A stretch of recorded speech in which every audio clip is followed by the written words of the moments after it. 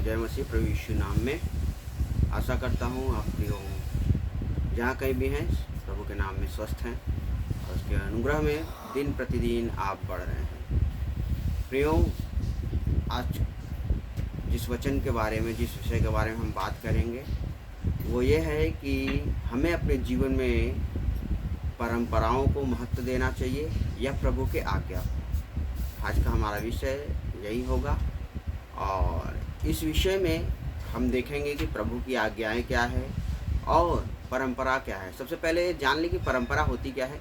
परंपरा, विधि, विधान, ये सब एक मनुष्यों की बनाई गई आदि काल से, ठीक है, पुराने समय से ये सब चली आती है, जो मनुष्यों के द्वारा बनाई जाती हैं सामाजिक तौर पे, धार्मिक तौर पे। वो विधि और विधान और परंपराएं हैं जिसको हम फॉलो करते आते हैं और उसके द्वारा हम अपने ईश्वर को खुश करते हैं, समाज को खुश करते हैं। वो नाना प्रकार की कुछ भी कह सकते हैं। वो हर एक जगहों में परंपराओं का बड़ा महत्व रहा है, लेकिन बिना परंपरा का जीवन आगे बढ़ना ठीक नहीं, मुश्किल है, नहीं बढ़ते हैं। इसलिए परंपराएं बनाई गई कि मनुष्य के जीवन को, उसको आगे बढ़ने में और विधि विधान परमेश्वर के आध्यात्मिकता में मजबूत होने के लिए बनाई गई। लेकिन यहाँ पर हम देखेंगे प्रियो कि हमारा खुदावन यीशु इस बात को किस प्रकार से खंडित करता है कि परंपराएं या प्रभु की आज्ञा, परंपराएं महत्व हमारे लिए रखती है या प्रभु की आज्ञा महत्व रखती है। इस विषय पे वचनों के द्वारा हम विचार विमर्श करेंगे, हम बातचीत करेंगे, वार्तालाप करेंगे। तो आइए हम चलते हैं वचन में, आगे चलते हैं और एक बात बता दें सबसे पहले कि हम जिस वचन के बारे में बात करेंगे वो आज्ञा जो होगी, वो आज्ञा प्रभु की प्रथम आज्ञा होगी। यानी प्रथम आज्ञा हमारे पवित्र शास्त्र में क्या है कि अपने माता और पिता का आज्ञा करना, उनकी आज्ञाकारिता में रहना, उनका भरण पोषण करना और उनका देखभाल करना, वो तमाम चीज़ें हैं, ठीक है। तो सबसे पहले हम चले आते हैं मत्ती रचित सुसमाचार उसके 15 अध्याय और उसके 1 पद से हम देखेंगे यहाँ पर किस प्रकार से प्रभु बातचीत करता है फरीसियों और शास्त्रियों के से। और वहाँ पे बहुत लोग मौजूद हैं, वहाँ चेले भी हैं और फरीसी और शास्त्री हैं जो एक कंप्लेन लेकर आए हैं, एक शिकायत है उनके पास कि वो परंपराओं को पालन नहीं करते। कौन? चेले परंपराओं को पालन नहीं करते। तो यीशु का उस क्षेत्र में क्या जवाब होता है, इसी को हम देखेंगे और हम सीखेंगे कि हमारे लिए परंपराएं महत्व रखती हैं या फिर प्रभु की आज्ञा। यहाँ पे लिखता है कि तब यरूशलेम से कुछ फरीसी और शास्त्री यीशु के पास आकर कहने लगे। कहाँ से? यरूशलेम से कुछ फरीसी और शास्त्री आकर कहने लगे। क्या? इससे यीशु से कहने लगे, यानी कंप्लेन करने लगे। कंप्लेन क्या है, ध्यान देंगे। तेरे चेले पूर्वजों की परंपरा को क्यों टालते हैं कि बिना हाथ धोए रोटी खाते हैं।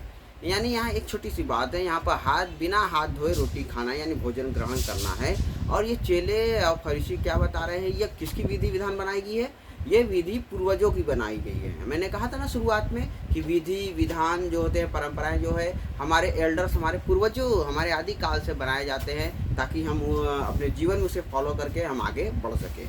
लेकिन प्रियो यहाँ पर कुछ यहाँ पर जो चेले हैं वो बिना हाथ धोए भोजन ग्रहण किए हुए हैं और ये शास्त्रियों फरीसियों ने देखा है और ये कंप्लेन लेकर यीशु के पास आए और क्या कहते हैं कि तेरे चेले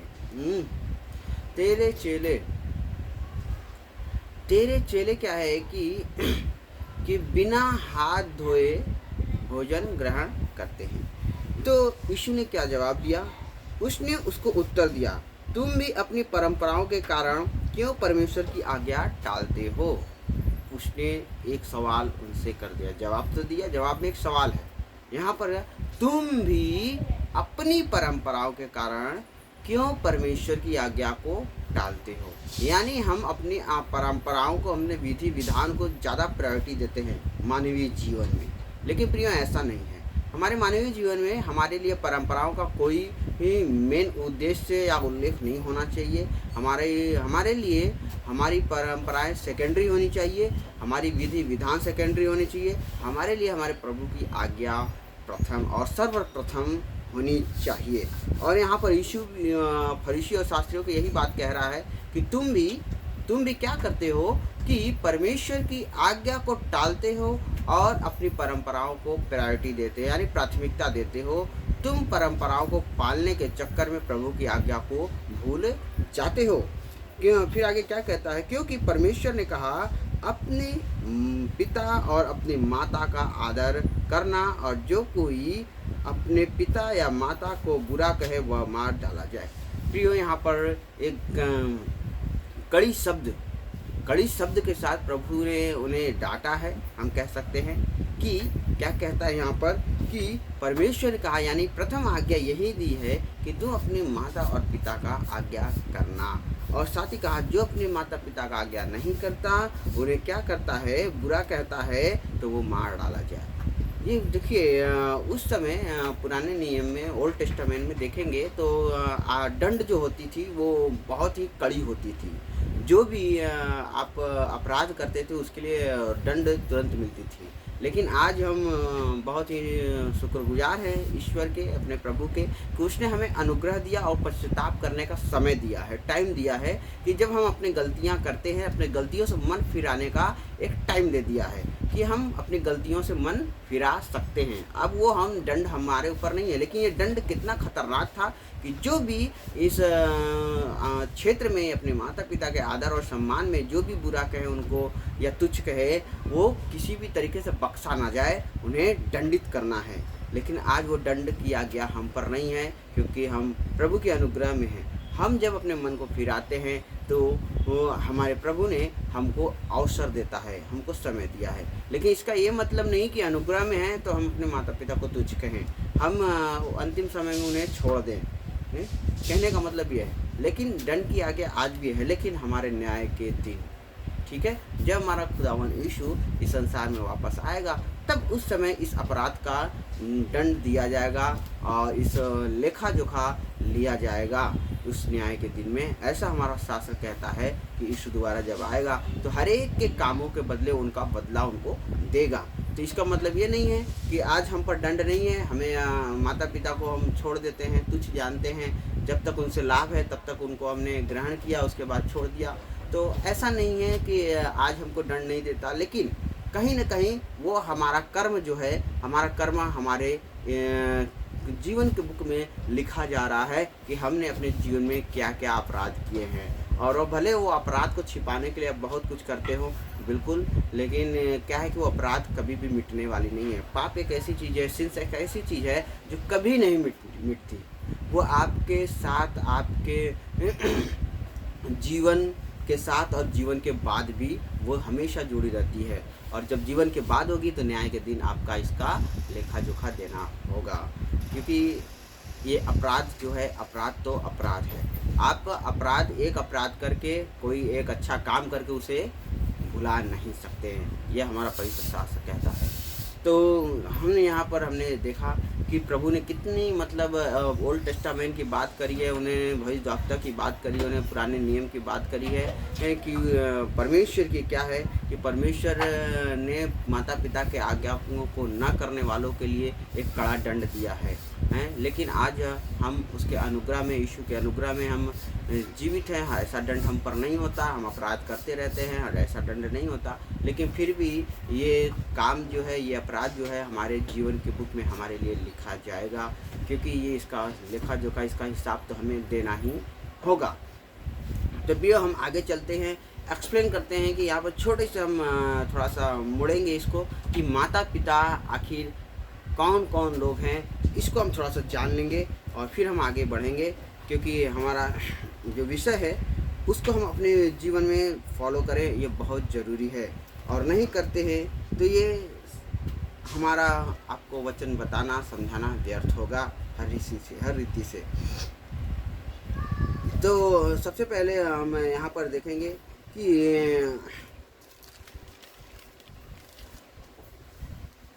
यूहन्ना उसके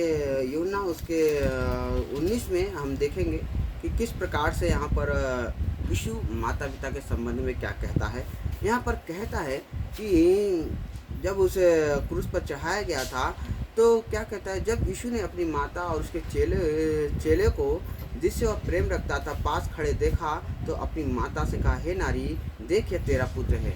सबसे पहले ये चीज़ हमें समझ लेना चाहिए कि हमारे फिजिकल माता पिता ही सिर्फ हमारे माता पिता नहीं हैं। जिसे हम धर्म से, जिसे हम अपने कर्म से अपनी माता पिता स्वीकार करते हैं, उनको रिस्पेक्ट देते हैं, वो भी हमारे माता पिता ही हैं। ठीक है, सिर्फ ये नहीं सोचना है कि सिर्फ जिसने हमको जन्म दिया है, जिसने हमको पाला है, वही माता पिता हैं, उनके प्रति हम सम्मानित होंगे, उनके प्रति हम हमेशा उदार रहेंगे, नम्र रहेंगे। बाकी संसार में जितने माता पिता के योग्य हैं, जिनका एज है, उनको हम तुच्छ समझेंगे। ऐसा नहीं है। यहाँ पर देखिए जोड़ दिया उसने, उन्हें जोड़ दिया। कैसे जोड़ा उसने? कि चेले के साथ अपनी माता को जोड़ दिया है। जब वो क्रूसीफाई हो रहा है और नीचे देखा कि हमारे जो क्रूस के पास, जो हमारे चरणों के पास जो गए हैं, चेले खड़े हैं, माता खड़ी है, सब रो रहे हैं, क्रूसीफाई हो रहा है क्राइस्ट। तो क्या कहा क्राइस्ट ने, यीशु ने क्या कहा कि ऐसा है कि तुम देखो इसके बेटे हो, ये तुम्हारी माँ है। फिर आगे क्या कहता है कि तब चेले से उसने कहा, यह तेरी माता है, और उसी समय से वह चेला उसे अपने घर ले गया।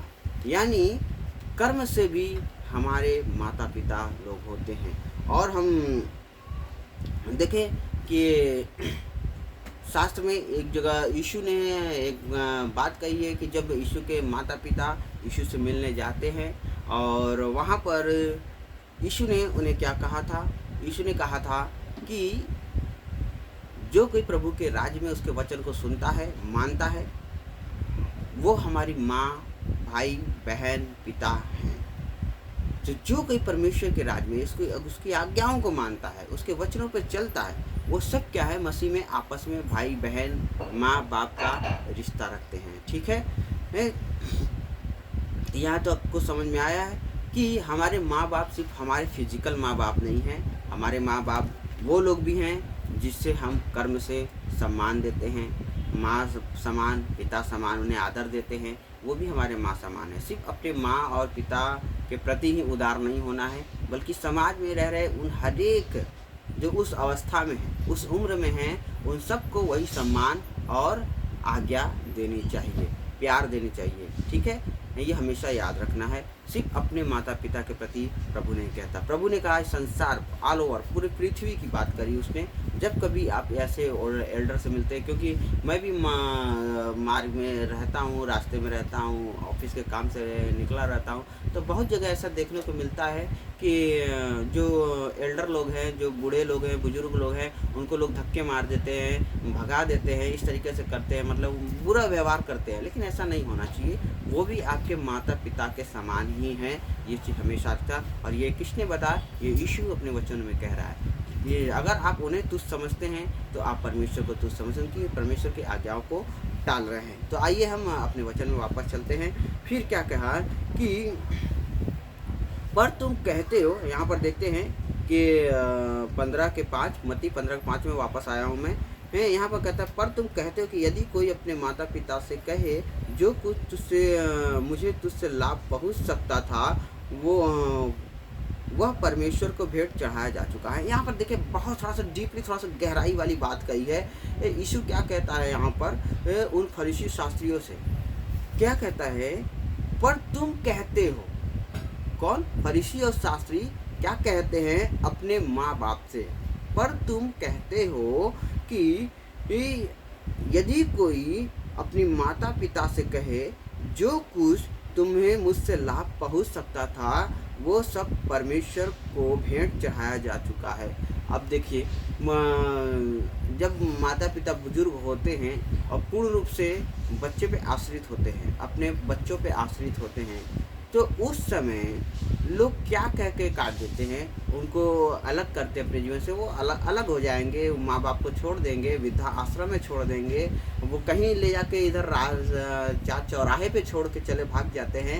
वो ऐसा काम करते हैं। लेकिन यहाँ पर देखेंगे कि यीशु इस बात को और थोड़ा गहराई से लेकर जाता है। क्या कहता है कि जब जो तुम्हें मुझसे लाभ पहुँच सकता था, वो सब परमेश्वर को चढ़ाया जा चुका है। देखिए कितनी मतलब अपने स्वार्थ को लेकर परमेश्वर को किस तरीके से वो बदनाम कर रहे हैं। परमेश्वर ने कहा कि अपने माता पिता का आज्ञा सर्वप्रथम करना है तुमको, और यहाँ फरीसियों ने एक परंपरा बना दी।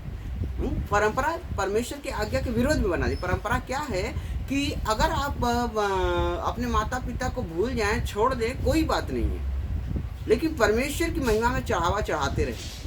आप मंदिर जाते रहें, आप कलीसिया ज्वाइन करते रहें, आप 2 घंटा 3 घंटा दुआ प्रार्थना करते रहें, वहाँ पे भेंट चढ़ाते रहें, लेकिन यहाँ पर क्या कहता है कि परंपरा हमारा मेन प्रायोरिटी नहीं है, प्राथमिकता नहीं है मेरे जीवन का। ये परमेश्वर ने एक आज्ञा बनाई, 10 कमांड बनाए, 10 आज्ञाएं बनाई हैं। 10 आज्ञा में सबसे प्रथम आज्ञा अपने माता पिता का आज्ञा करना है, और अपने माता पिता का आज्ञा करना है। लेकिन फरीसी शास्त्रियों ने क्या बना दिया, उसको उल्टा कर दिया उसको विरोध में, कि अगर अपने माता पिता की आप सेवा नहीं करना चाहते हैं तो उनके बदले में आप परमेश्वर की सेवा करते हैं, आप परमेश्वर के भवन में रहते हैं, बराबर उसकी सेवा करते हैं, एक जगह से दूसरे जगह जाते हैं दर्शन पूजन करने के लिए, वो तमाम तरीके के कर्मकांड करते हैं, लेकिन अपने घर में अपने माँ बाप को आप तुच्छ समझते हैं। तो देखिए यहाँ पर वो विरोध करते हैं, यहाँ पर विरोध करते हैं। यीशु ने कहा है कि जब तक आपको माँ बाप से, जब आप छोटे थे तो आप पूर्ण रूप से माँ बाप पे आश्रित थे, तो माँ बाप ने आपको नहीं छोड़ा, कभी आपको कभी नहीं छोड़ा, और न छोड़ कर जा सकता है, कोई माँ बाप नहीं छोड़ेगा। वो ऐसे लोग होते हैं जो छोड़कर चले जाते हैं, जो उनके विचार ही मतलब अलग है, उनके लिए हम क्या कह सकते हैं। लेकिन क्या है कि जो अपने माँ, अपने बच्चे से, बेटी से प्रेम करता है, वो उनको नहीं छोड़ सकती, ठीक है। वो जब तक वो युवा अवस्था तक ना हो जाए, जब तक वो खुद से विचार न करने लगे, तब तक वो उसे नहीं छोड़ती। यहाँ तक कि देखा गया है कि बच्चे चाहे जितने भी बड़े हो जाए, अपने माँ के लिए वो बच्चे ही होते हैं, वो वही छोटे होते हैं, छोटे से बच्चे होते हैं, उनको हमेशा उसी नज़रिए से देखती है, ममता की नज़र से। तो ये तो ममता की वाली बात है। लेकिन यहाँ पर जब देखते हैं कि यीशु ने उनको क्या कहा कि जब तक तुम्हें लाभ होता है माँ बाप से, तब तक तो तुमसे उनसे जुड़े होते हो। जैसे ही लाभ खत्म होता है, तुम कहते हो अब कि जब अब मेरा लाभ देने का है, मेरा आदर सम्मान देने का है, उनका देखभाल करना है, तो अब तुम कहते हो कि तुम्हारा जो समय है, तुम्हारा जो प्यार है, तुम्हारा जो आदर सम्मान है, वो भेंट के रूप में परमेश्वर को चढ़ाया जा चुका है। आप कटने की कोशिश करते हो, यहाँ कट जाते हो, परंपरा बीच में लाकर वहाँ जबरदस्ती थोप देते हो, समाज के ऊपर थोपने के बाद तुम परमेश्वर की आज्ञाओं को बिल्कुल काट देते हो, दूर करते हो, और कहते हो कि हम परमेश्वर की महिमा कर रहे हैं, हम परमेश्वर की आदर सम्मान कर रहे हैं। बिल्कुल आप पाप कर रहे हो। आपका कर्म जो है आपके लिए क्या है, पाप इकट्ठा कर रहा है। ये मान लो, ये मैं नहीं कर रहा, कह रहा है, यहाँ पर वचन कह रही है, क्योंकि हमारे परमेश्वर ने माता पिता के आज्ञा टालने वालों को मृत्यु दंड की आज्ञा दी है।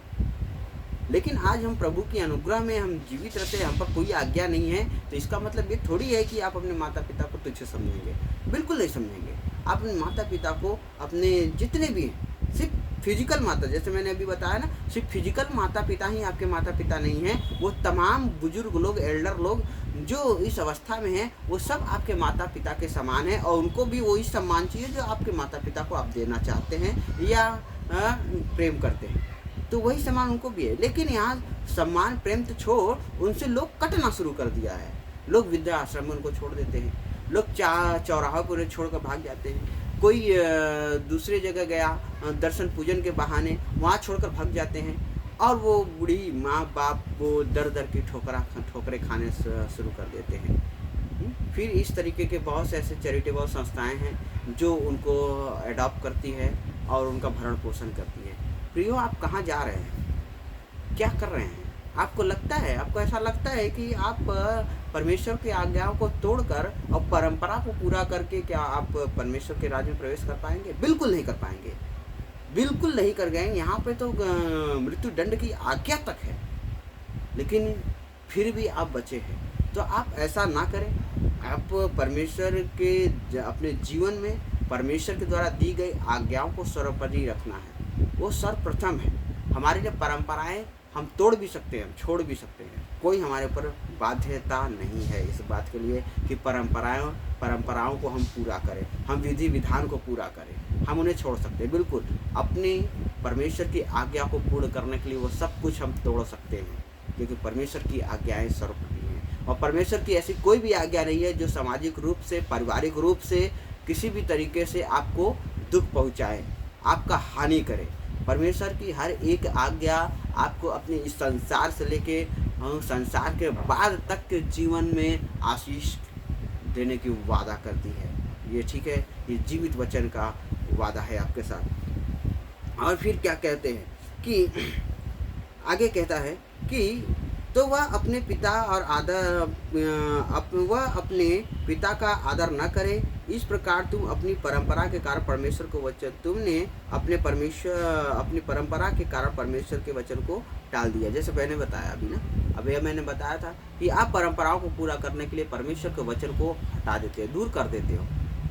हम परमेश्वर के चरणों में 2-2, 3-3 घंटा हम बिता देते हैं, लेकिन अपने घर में अपने माँ बाप को एक रोटी देने से पीछे हटते हैं। वो हमें तुच्छ समझ में आती है, वो हमें बेकार समझ में आते हैं। हम उन्हें नाना प्रकार के एब्यूज लैंग्वेजेस से हम उनका तिरस्कार करते हैं। हमने बताया ऐसा नहीं होना चाहिए, पर यीशु यहाँ पर कहता है कि तुम परमेश्वर की आज्ञाओं को तोड़ देते हो अपनी परंपराओं को पूरा करने के लिए। फिर क्या कहा, हे कपटियों, यशायाह ने तुम्हारे विषय में भविष्यवाणी ठीक ही की है। यशायाह की पुस्तक में आप देखेंगे, वहाँ जाएंगे, वहाँ लिखा हुआ है 8 और 9, यशायाह 29 उसके 13 में आप जाएंगे तो देखेंगे, वहाँ लिखा हुआ है इस वचन का व्याख्या। तो यीशु एक क्या कह रहे हैं कि रेफरेंस दे रहा है, यहाँ पर यीशु रेफरेंस दे रहा है उन शास्त्रियों और फरीसियों को कि यशायाह भविष्यवक्ता तुम्हारे बारे में ठीक ही क्या कहा है, ठीक ही भविष्यवाणी की है। और क्या कहता है, क्या भविष्यवाणी है, ये लोग होठों से मेरा आदर करते हैं पर उनका मन मुझसे दूर रहता है। ठीक है, उनका मन कहाँ लगा है, उनका मन धन दौलत वैभव पे लगा रहता है। ऐसे जो लोग हैं वो आज्ञाओं को छोड़ देते हैं, वो परंपराओं को फॉलो करते हैं, वो एकदम तैयार होकर बन ठन कर एकदम समाज में अपने आप को प्रदर्शित करेंगे, लेकिन घर में उनकी माँ एक वक्त के खाने के लिए चिल्ला रही है, पानी के लिए चिल्ला रही है, दवा के लिए, अपने डेली ज़रूरतों के लिए चिल्ला रही है, लेकिन वो बच्चे जो हैं, वो बेटा बेटी जो है वो उनको तिरस्कृत कर रहे हैं, उनको छोड़ दे रहे हैं। लेकिन प्रियो, यहाँ पर क्या कहता है कि ऐसे लोगों के लिए एक भविष्यवाणी यशायाह ने क्या, ये होठों से मेरा आदर तो करते हैं। ठीक है, क्या है, होठों से मेरा आदर करते, किसकी आदर करते हैं, परमेश्वर की। होठों से मेरी आदर करते हैं, बाकायदा एकदम दिन भर मेरा नाम इनके होठों पे रहता है, लेकिन इनका हृदय जो है कपटी है, कपट से भरा है, छल से भरा है। ये मेरे साथ छल करते हैं। इनको ये नहीं समझ में आता कि मैं सर्वव्यापी हूँ, हर एक के हृदय को जांचने वाला हूँ। ये मेरे साथ छल करते हैं, मेरे साथ कपट करते हैं, मेरी आज्ञाओं को छोड़ते हैं और दिन भर मेरा नाम लेते रहते हैं। मेरी आज्ञाएं जो हैं वो तोड़ते रहते हैं, दिन भर हर घड़ी हर क्षण ये मेरी आज्ञाओं को तोड़ते रहते हैं, लेकिन मेरा नाम इनके मुख पे हमेशा लगा रहता है, हमेशा ये मेरा नाम जपते रहते हैं। लेकिन क्या कहता है कि 9 पद में, और व्यर्थ मेरी उपासना करते हैं, क्योंकि मनुष्यों की विधियों को धर्मोपदेश करके सिखाते हैं। प्रियो, बहुत अच्छी बात कही। आप अगर परमेश्वर की किसी भी आज्ञा को पूरा नहीं करते हैं, परंपराओं को अपने जीवन में विशेष स्थान देते हैं, विधान को विशेष स्थान देते हैं, और अपने माँ बाप सास ससुर इन तमें जितने भी और साथ ही जितने भी इस एज के लोग हैं समाज में, आप उन्हें तिरस्कृत करते रहते हैं। आप व्यर्थ उपासना करते हैं। आपकी उपासना, आपकी आराधना, आपका पूजा, आपका पाठ परमेश्वर को कभी भी एक्सेप्ट नहीं होगा, वो कभी भी स्वीकृत नहीं करता। प्रभु ने कहा, मैं नहीं कह रहा हूँ, यीशु यहाँ खुद कह रहा है कि ये व्यर्थ मेरी उपासना करते हैं, व्यर्थ मेरी उपासना करते हैं। आपकी उपासनाएं व्यर्थ है, आप ऐसा काम ना करें। आप परंपराओं को छोड़ दीजिए, आप दिन भर प्रभु का नाम जपना छोड़ दीजिए, लेकिन आप उनको आदर सम्मान देना शुरू करिए। उनका देखभाल से करना शुरू कीजिए। देखिए आपके जीवन में बहुत से आशीष हो, क्योंकि यीशु प्रेम करता है और वो चाहता है आप भी एक दूसरे से प्रेम करें। वो नहीं चाहता कि आप किसी भी तरीके से अनाज्ञाकारिता बने। वो चाहता है संपूर्ण रूप से आपका हृदय जो है, आपका मन जो है, पूर्ण रूप से उसके प्रेम में बने। और भी बहुत से वचन हैं जिसके द्वारा मैं आपको बता सकता हूँ, लेकिन समय कम होने की वजह से मैं आखिरी में आऊँगा। मैं इफिसियों और उसके 6 अध्याय से हम देखेंगे। यहाँ पर कुछ बात कही है। यहाँ पे भी परमेश्वर ने माता पिता के सम्मान को लेकर कुछ बात की। यहाँ पर लिखता है कि हे बालकों, अपने माता पिता के आज्ञाकारी बनो, क्योंकि यह उचित है। यहाँ पौलुस इफिसी के कलीसिया को लिख रहा है। ठीक है, देखिए ध्यान दीजिए कि जितने भी यीशु के डिसाइपल्स थे, चेले थे, प्रभु के किसी भी आज्ञाओं को उन्होंने नहीं टाला है। उसकी आज्ञाओं को बराबर अपने जीवन में उन्होंने रखा हुआ है, फॉलो किया हुआ है। ठीक है, तो यहाँ पर पौलुस जो है, प्रभु का दास जो है, वो एक लेटर लिखा है इफिसी की कलीसिया को, और लिखता है क्या कि हे बालकों, प्रभु में अपने माता पिता के आज्ञाकारी बनो, क्योंकि यह उचित है। और अपनी माता और पिता का आज्ञा कर, यह पहली आज्ञा है जिसके साथ प्रतिज्ञा भी है। यानी इस आज्ञा को पूर्ण करने के साथ साथ हमें क्या है, एक अच्छा फल, एक प्रतिज्ञा प्रभु ने की है अच्छा फल देने की। क्या है प्रतिज्ञा? कि तेरा भला हो और तू धरती पर बहुत दिनों तक जीवित रहे। यानी जब माता पिता की हम आज्ञाकारिता बनते हैं, उनकी सेवा टहल करते हैं, तो माता पिता भी हमें बहुत ऐसे आशीर्वाद से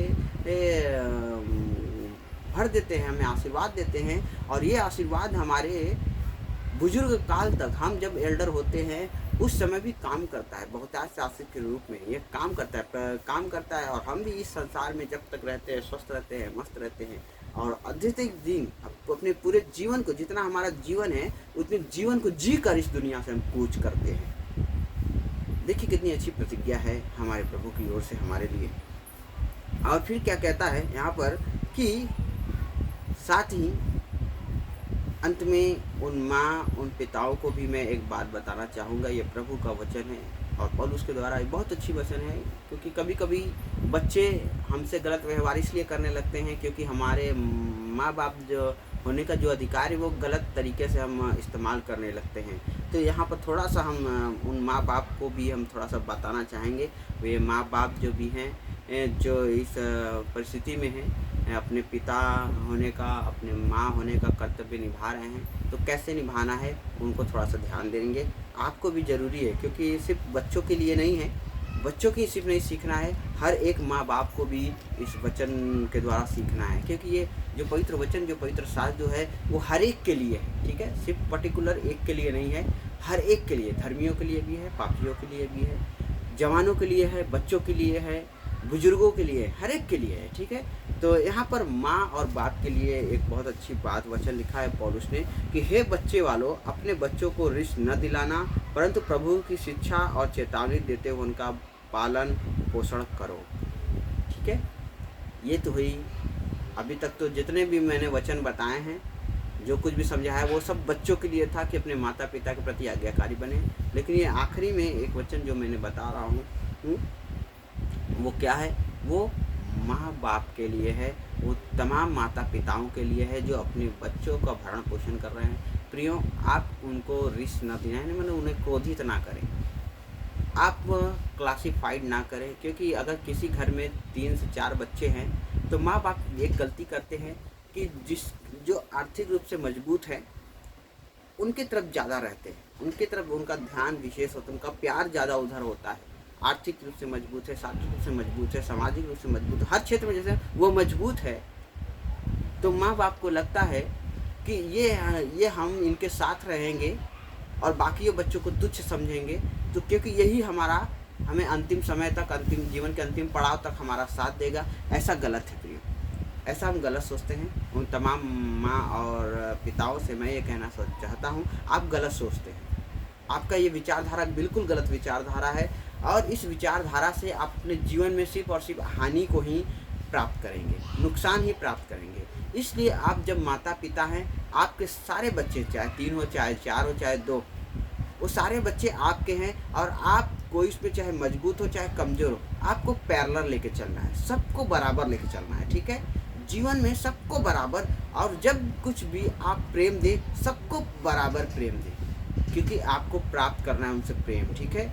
आप चाहते हैं उनसे प्रेम, उनसे आदर और सम्मान पाना, तो आपका भी कर्तव्य बनता है कि उन सब को आप बराबर रखें। ऐसा बिल्कुल ना सोचिए कि जो अत्यधिक कमाता है या अत्यधिक आपको रखता है, मजबूत है, तो वो आपका जीवन के अंतिम समय तक आपका साथ देगा। बिल्कुल गलत है। ऐसे बच्चे तो और जल्दी छोड़ जाते हैं, और जिसे हम तुच्छ समझते हैं, वही वही हमारे जीवन का सच्चा साथी बन जाता है, लाठी बन जाता है, बुढ़ापे का लाठी कैसे बन जाता है। क्योंकि यीशु ने भी ये कहा है ना कि जिस पत्थर को हम तुच्छ समझते थे, वो पत्थर क्या है, उस बिल्डिंग के कोने का सिरा बन जाता है। देखिए, हम जो परिवार में जो वह सदस्य है ना, वो सब अपने अपनी जगहों पे एक अपनी अहमियत रखते हैं, एक अपनी जिम्मेदारी पूर्ण करते हैं। लेकिन जब हम उन्हें रिश्त दिलाते हैं, उनके साथ हम बुरा व्यवहार करना शुरू कर देते हैं, उनको तुच्छ समझना शुरू करते हैं, तो उनका भी मन टूटने लगता है, उनका हृदय से मन टूटने लगता है, और वो आपके प्रति क्या है, कुंठित होने लगते हैं, आपके प्रति वो विरोधाभास प्रकट करने लगते हैं, आपको तुच्छ समझने लगते हैं। फिर जब आपको वो मजबूत वाला बच्चा जो है छोड़ कर जाएगा, तो ये भी आपका साथ नहीं देना चाहते। ऐसा ना करें।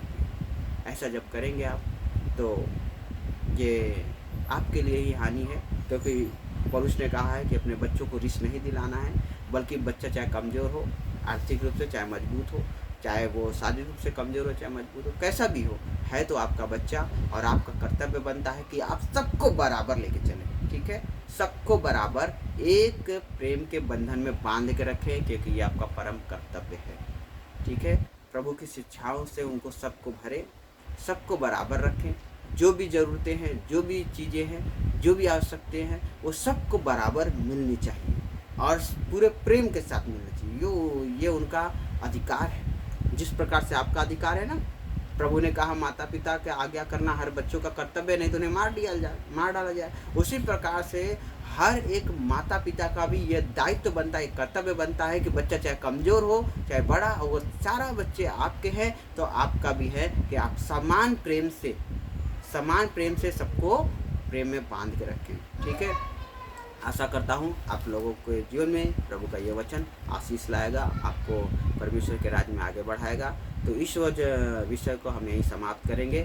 तो हमने क्या सीखा है कि परमेश्वर के राज्य में क्या है कि परंपरा हमारे लिए सर्वोपरि नहीं है, विधि विधान हमारे लिए सर्वोपरि नहीं है। हमारे लिए सर्वोपरि क्या है कि परमेश्वर की आज्ञा को पूर्ण करना, ठीक है? तो परमेश्वर इस वचन के द्वारा, इस विषय के द्वारा आप सभी को बहुत ऐसे आशीष करें। मिलते हैं फिर दूसरे वीडियो में एक नए विषय के साथ। तब तक के लिए आप स्वस्थ रहें, प्रभु के राज्य में बढ़ते रहें, यही हमारे प्रभु से कामना है। प्रभु के नाम में जय मसीह, प्रेज़ द लॉर्ड।